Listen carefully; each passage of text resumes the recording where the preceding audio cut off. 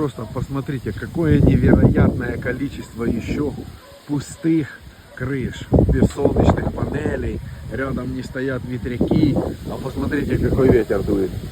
Оно солнца сейчас нет, но оно же так и работает, когда есть солнце, мало ветра, когда много ветра, нет солнца.